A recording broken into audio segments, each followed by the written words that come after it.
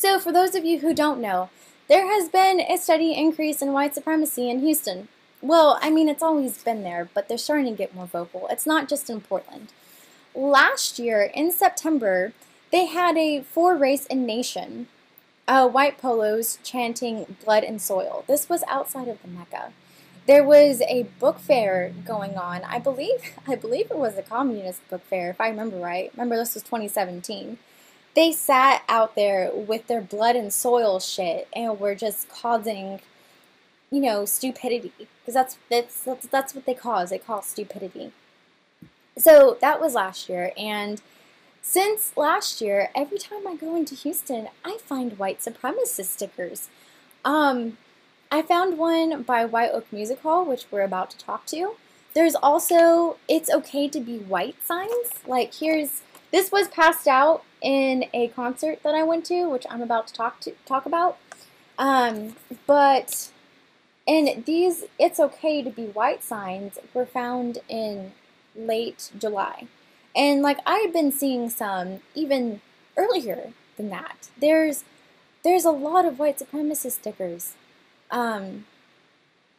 But anyway, it's just so surreal, like, I'm not gonna lie to you, I'm 25, I'm on the cusp between millennial and Gen Z, and when I went to school, to my public schools, it was like this was all done, right? If you would have asked me when I was 15, Sam, do you think you live post-racial America? I would have been like, yeah, we do, So, but anyway, a couple of weeks ago, there's a music venue in Houston called White Oak Music Hall. And there's a lot of white supremacist stickers around there. But a couple of weeks ago, at a punk concert, no less, some white supremacists actually showed up in their, like, fucking, patches and shit. Like, "It's okay to be white," "Say goodnight to the left," and some other patches. Free Press. I didn't write this article. Another writer for Free Press Houston wrote about it. And of course, the white White Oak music halls didn't do anything about it. Like, the employees that were there, they never came out.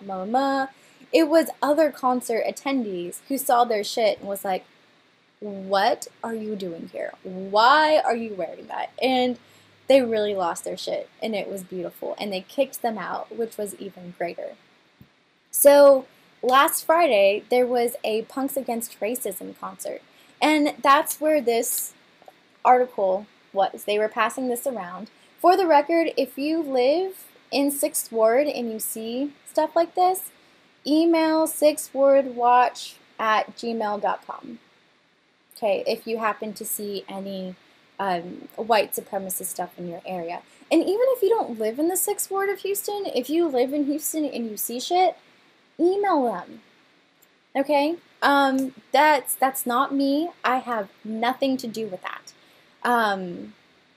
That's the local, Antifa groups, right? Like, trying to let people know and accumulating all of the information that's happening.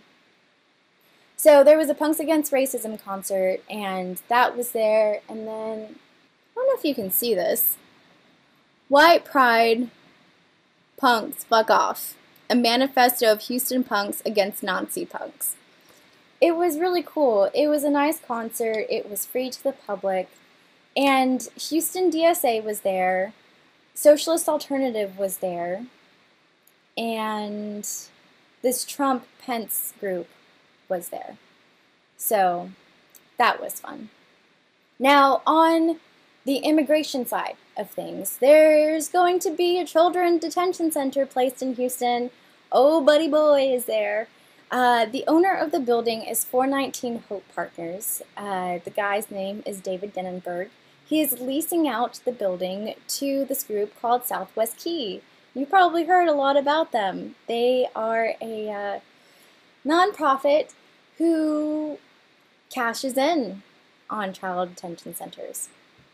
So all the activists, Free Los Niños coalitions, the Brown Berets, the local indigenous groups, Outreach Barrios, which is a food collective group, it just everyone has gotten together and has been protesting this. They've been protesting this for weeks.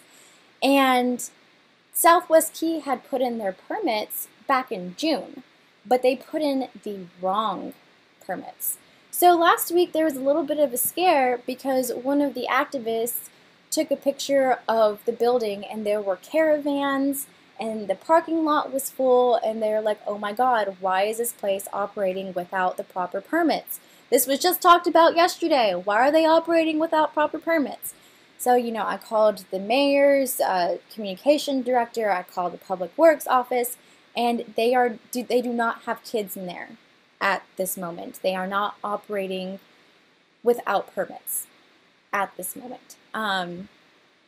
So the Grannies Against the Border came in this weekend. They're going down to like the actual border, but they made a pit stop in Houston on Sunday to protest the immigration center.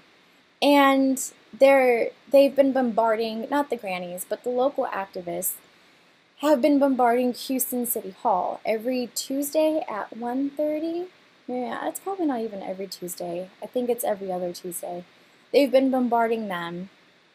The last couple times they haven't been able to talk to Houston City Council because they shut down the public comment section. They did it under the guise of, oh, it's summer. So the activists got really pissed off. And they let Houston know that they were pissed off. It was pretty fun to watch.